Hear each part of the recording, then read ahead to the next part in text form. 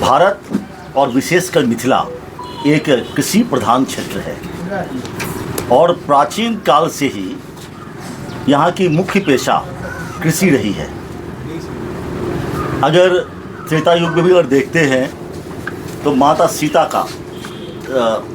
भी जो प्रकट हुई थी कृषि कार्य से ही, जब राजा जनक हल चला रहे थे तभी माता सीता प्रकट हो रही हैं। आज़ादी के समय भी बिहार इंडिया का एक लीडिंग इकोनॉमी था। शुगर प्रोडक्शन में पूरे इंडिया में बिहार सेकंड पोजीशन पे था।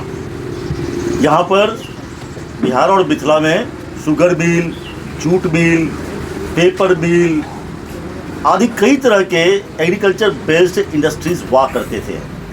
यहाँ के लोग बाहर माइग्रेट नहीं करते थे। गंगा नदी को क्रॉस करना अपने आप में वर्जित माना जाता था।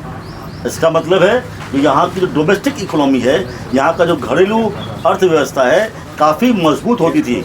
मिथिला में हर लोग अपने इज्जत के साथ अपना जीवन यापन कर रहे थे।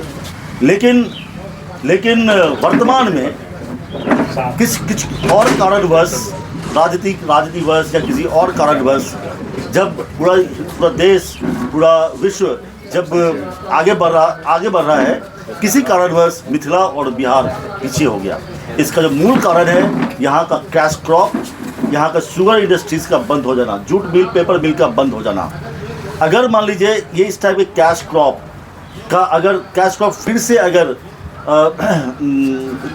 कैश क्रॉप यहाँ के किसान अगर करते हैं और अगर शुगर मिल स्टार्ट हो जाता है और अन्य मिल स्टार्ट हो जाता है तो वापस यहाँ के किसानों का इकोनॉमी अच्छा हो जाएगा। दूसरे जगह देखिए, माइग्रेशन कभी बुरा नहीं होता है। अगर आप हायर सैलरीज के लिए और ट्रांसफ़र की वजह से, गवर्नमेंट जॉब की वजह से अगर आप बाहर जाते हैं दैट इज़ रेस्पेक्टेबल। लेकिन आप 5,000, 10,000, 15,000 की नौकरी के लिए आप बाहर जाते हैं, दैट इज़ नॉट गुड। इसका मतलब दैट इज़ नॉट गुड। अगर मान लीजिए कृषि का अगर विकास होता है, एग्रीकल्चर का विकास होता है, पर एकड़ यील्ड अगर ज़्यादा होता है तो 5, 10 और 15,000 के लिए जो लोग बाहर माइग्रेट करते हैं वो रुक जाएंगे और अपने गांव में ही वो अपना जीवन यापन कर सकते हैं। हम लोगों ने यहाँ पे school of agriculture, Shri Mahavir Thakur school of agriculture आरंभ किया है। इसका मूल उद्देश्य to develop more and more agropreneur, कृषि को कैसे हम लोग व्यावसायिक रूप में ला सकते हैं, इसका हम लोगों का हमेशा प्रयास रहा है। इसी कड़ी में आज हम लोग पहला किसान मेला हम लोगों ने आयोजित किया। इस किसान मेले में एग्रीकल्चर इंडस्ट्रीज़ के काफ़ी करीबन 50-60 लोगों ने अपना स्टॉल लगाए थे। एग्रीकल्चर साइंटिस्ट भी आए थे जो अपना अनुभव, मॉडर्न टेक्नोलॉजी कैसे यूज़ कर सकते हैं कृषि में, वो अपने अनुभव का उन्होंने यहाँ के किसानों से साझा किया। यहाँ के किसानों ने बढ़ चढ़ के हिस्सा लिया। पहला किसान मेला हम लोग का बहुत ही अच्छा रहा और इससे प्रोत्साहित होकर अगला किसान मेला 25 में और भी हम लोग बृहद रूप से हम लोग करेंगे और उम्मीद है कि यहाँ के जो किसान लोग हैं उनको इस किसान मेला का लाभ पहुँचा होगा। धन्यवाद। सर, 2 दिन पहले संदीप यूनिवर्सिटी के लिए मेगा जॉब फेयर का आयोजन किया था, वो अपने उद्देश्य में किस हद तक सफल रहा? कैसे? देखिए, ये बहुत अच्छा प्रश्न कहे हैं।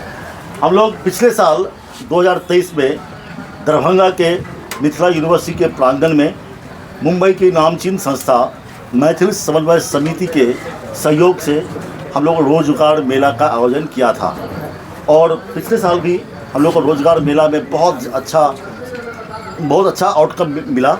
उससे प्रोत्साहित होके हम लोगों ने इस बार अपनी यूनिवर्सिटी कैंपस में रोजगार मेला का आयोजन किया। करीबन 60 से 100 के बीच में कंपनीज यहाँ पे आई थी और आपको बहुत खुशी होगी जो कम से कम 600 बच्चों का सिलेक्शन हुआ और इसमें 80% स्टूडेंट्स का ऑफर लेटर कैंपस से ही दिया गया, स्टेज से ही दिया गया, जो कि अपने आप में एक माइलस्टोन है। और बहुत से लोग तो कह रहे हैं जो ये रिस्पांस को देखते हुए इंडस्ट्रीज रिक्रूटर्स और स्टूडेंट्स का रिस्पांस देखते हुए यहाँ के लोग कहते हैं जो क्यों ना इसको साल में 2 बार किया जाए। लेकिन फ़िलहाल हम लोग एनुअल इवेंट कर रहे हैं और अगले साल भी 2025 में भी हम लोग इसी जोश खरोश के साथ में रोज़गार मेला का आयोजन करेंगे।